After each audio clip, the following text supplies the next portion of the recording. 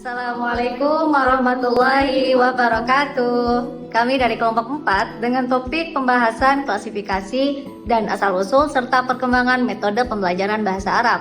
Nah, sebelum kita masuk ke pembahasan materi, kami mau perkenalan anggota dulu nih. Saya sendiri Aminatul Ikrimah. Saya Zahira Anissa Fitri. Saya Syifa Maryam Safitri. Saya Syahdatul Aulia Resti. Nah, seperti yang kita ketahui, perkembangan bahasa Arab di wilayah kita itu mempengaruhi bagaimana kita mempelajari dan mengajarkan bahasa Arab. Ada metode atau strategi tertentu yang mungkin cocok atau tidak cocok dalam pembelajaran bahasa Arab bagi penutur non-Arab seperti kita. Maka dari itu, kali ini kelompok kami akan membahas secara runtun mengenai klasifikasi dan asal-usul serta perkembangan metode pembelajaran bahasa Arab bagi penutur non-Arab. Jadi, selamat menyimak pembahasan materi kami berikut ini. Pada kesempatan ini, saya akan memaparkan tentang klasifikasi metode pengajaran bahasa. Secara umum, metode pengajaran bahasa dapat dibagi menjadi 3, yaitu klasifikasi umum, klasifikasi menurut ahli bahasa terapan, dan klasifikasi berdasarkan isi kurikulum. Yang pertama, klasifikasi umum. Pada kelompok ini, metode pengajaran bahasa dibagi menjadi beberapa pasangan, yaitu metode lama dengan modern, metode berbasis teori dengan mandiri, metode struktural behavioristik dengan kognitif nativistik, metode tradisional dengan kreatif, dan metode semua keterampilan dengan keterampilan tertentu. Nah, fungsi dari klasifikasi ini adalah untuk memberi gambaran tentang arah perkembangan metode. Apakah metode yang kita pakai masih tradisional atau apakah sudah kreatif? Seperti contoh yang awalnya sekedar menghafal menjadi mampu mengkomunikasikannya secara langsung. Yang kedua, klasifikasi menurut ahli bahasa terapan. Metode pada kelompok ini lebih menekankan pada tujuan praktis dan penerapannya. Contoh berorientasi kompetensi, audio oral, bahasa asing dibanding bahasa kedua, pendekatan kognitif, dan pendekatan campuran. Fungsi dari klasifikasi ini adalah untuk memberi panduan nyata bagi guru dalam memberikan strategi pembelajaran kepada siswa. Apakah ingin melatih keterampilan mendengar atau ingin melatih keterampilan menulis, atau juga bisa sekaligus keduanya. Yang ketiga, klasifikasi berdasarkan isi kurikulum. Fokus klasifikasi ini adalah pada apa yang diajarkan, bukan pada gaya atau strateginya, yaitu struktur formal, fungsi bahasa, situasi, keterampilan, tugas, dan isi materi. Maka fungsi dari klasifikasi ini adalah untuk menentukan isi pembelajaran yang sesuai dengan tujuan kurikulum, apakah ingin fokus pada keterampilan, tata bahasa, dan lain sebagainya. Maka dapat saya simpulkan bahwa setiap klasifikasi memiliki peran pentingnya masing-masing. Klasifikasi umum untuk memberi arah, klasifikasi ahli bahasa terapan untuk memberi strategi, dan klasifikasi isi kurikulum untuk menentukan materi apa yang diajarkan. Karena banyaknya kelompok-kelompok ini, maka setiap metode dapat diklasifikasikan lebih dari satu kelompok. Oleh karena itu, setiap metode akan kita bahas secara terpisah dan akan diperkenalkan bagaimana metode itu lahir, berkembang, dan menyebar. Selanjutnya akan dipaparkan oleh pemateri berikut ini. Setelah tadi kita mendengarkan mengenai klasifikasi metode pengajaran bahasa, sekarang kita dengarkan nih mengenai asal-usul metode pengajaran bahasa. Secara umum, metode pengajaran bahasa itu mempunyai asal-usul yang beragam. Ada metode yang sudah digunakan sejak lama, namun nggak diketahui pasti nih siapa penciptanya. Ada juga metode yang lahir dari teori psikologi dan juga teori linguistik. Namun, ada juga metode yang muncul karena tuntutan zaman pada saat itu. Contohnya, ada metode grammar translation. Metode ini dianggap adalah metode yang paling tua. Kenapa bisa begitu? Karena menurut Jurnal Studi Islam tahun 2016, cikal bakal metode ini sudah lahir ataupun sudah ada pada abad ke-15. Kenapa? Karena pada saat itu siswa-siswa di Eropa diwajibkan untuk mempelajari bahasa Latin untuk bisa memahami teks-teks klasik. Namun, istilah grammar translation method ini baru dikenal luas ketika abad ke-19. Selain itu, ada juga metode audiolingual yang berkembang pada tahun 1950-an. Metode ini berlandaskan teori behaviorisme struktural. Metode ini lahir dikarenakan pada saat itu sedang meningkatnya kebutuhan komunikasi lintas negara, terutama dengan hadirnya media seperti radio dan juga televisi. Jadi, fokus metode ini lebih mengarah ke arah keterampilan berbicara dan juga mendengarkan. Makanya pada saat itu, para siswa berlatih ataupun mengasah kemampuannya dengan speaking dan juga listening. Nah, dari sini bisa kita simpulkan nih, bahwasannya asal-usul metode pengajaran bahasa itu sangat bervariasi. Ada yang sudah digunakan sejak lama, ada juga yang berasal dari teori ilmiah maupun kebutuhan praktis. Grammar translation merupakan contoh metode klasik ataupun tradisional, sedangkan audiolingual merupakan metode modern yang lebih komunikatif. Sekian penjelasan dari saya, selanjutnya saya serahkan ke teman saya untuk pembahasan berikutnya. Materi selanjutnya adalah tentang metode-metode dalam pembelajaran bahasa. Jadi, kenapa sih ada banyak metode? Itu karena setiap zaman punya cara berpikir yang berbeda. Kadang, cara yang lama dianggap kurang cocok, lalu para guru dan peneliti membuat cara baru.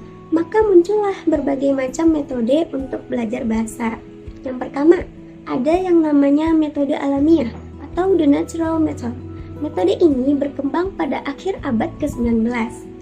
Metode ini muncul karena saat itu metode lama yang terlalu banyak aturan tata bahasa dianggap kurang efektif. Metode alamiah meniru cara anak kecil belajar bahasa ibunya. Anak-anak kan belajar bahasa dengan mendengar, melihat, lalu menirukan, bukan dengan membaca aturan dulu. Nah, di kelas, guru biasanya banyak berbicara dalam bahasa yang dipelajari sambil menunjukkan gambar atau benda, sehingga siswa lebih mudah memahami. Cara ini terasa alami, tapi kadang membaca dan menulis jadi kurang diperhatikan. Kedua, ada metode langsung atau the direct method.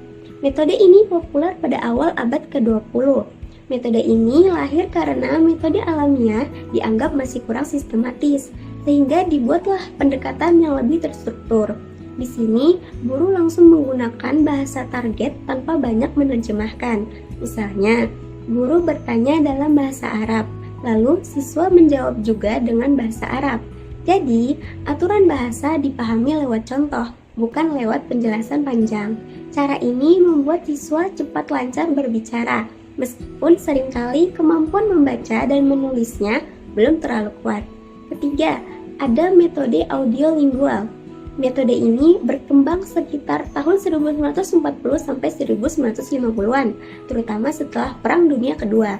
Saat itu, tentara Amerika harus cepat menguasai bahasa asing untuk kebutuhan perang dan diplomasi. Jadi, lahirlah metode ini. Caranya mirip latihan olahraga, yaitu dengan banyak mengulang-ulang kalimat sampai terbiasa. Misal siswa diminta menghafal dialog atau mengganti kata dalam pola kalimat tertentu. Kelebihannya, siswa jadi terbiasa dengan pola bahasa. Tapi kekurangannya bisa terasa membosankan kalau hanya hafalan saja.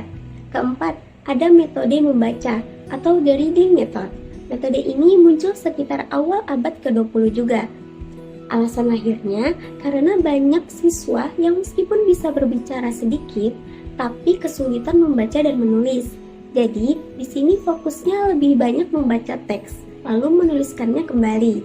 Dengan begitu, kemampuan membaca dan menulis bisa lebih kuat. Nah, dari semua metode ini, kita bisa belajar bahwa tidak ada satu cara yang paling benar. Semua metode punya kelebihan dan kekurangan. Maka cara terbaik adalah dengan menggabungkan beberapa metode sekaligus. Kita bisa mulai dengan cara alami, lalu latihan pola, kemudian praktik percakapan, dan jangan lupa membaca serta menulis.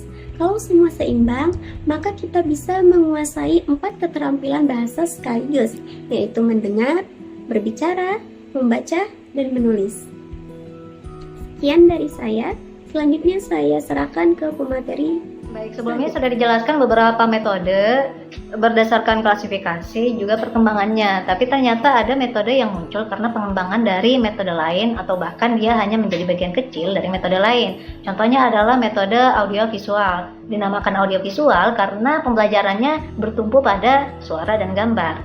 Nah, akarnya pun berasal dari metode langsung. Implementasinya seperti kita belajar bahasa Arab menggunakan Duolingo, Mondly, atau aplikasi serupa, di mana aplikasi itu menyediakan fitur tanya jawab seperti kita tanya jawab dengan guru dan memberikan tutorial bagaimana kita menjawab dan menyusun kalimat dengan gramatika yang tepat. Metode ini cocok untuk pemula dan bagi orang yang kesulitan memahami gramatika. Lalu ada metode fonetik dan metode alamiah. Keduanya sama seperti sebelumnya, berakar pada metode langsung. Jika fonetik itu terkait dengan pelafalan, maka alamiah itu terkait dengan pembiasaan. Analoginya seperti kita belajar mengaji. Pada tahap awal kita harus bisa melafalkan makhorijul huruf dengan tepat. Maka pada waktu itu kita menggunakan metode fonetik. Lalu kita membiasakan untuk mendengarkan murotal supaya kita bisa menjadi lebih fasih. Maka pada waktu itu kita menggunakan metode alamiah. Jadi pembiasaan yang kita lakukan untuk membentuk hasil alami itulah yang disebut dengan metode alamiah. Implementasinya bisa diterapkan dengan mendengarkan lagu berbahasa Arab untuk meningkatkan maharoh istimah, atau bernyanyi menggunakan bahasa Arab untuk meningkatkan maharoh kalam. Selain itu, ada juga metode yang muncul dari prinsip bidang lain, yaitu Total Physical Response atau TPR, atau metode respon fisik. Penemunya bukan dari kalangan pakar bahasa, melainkan seorang profesor psikologi dari Universitas San Jose, California, yaitu James Asher.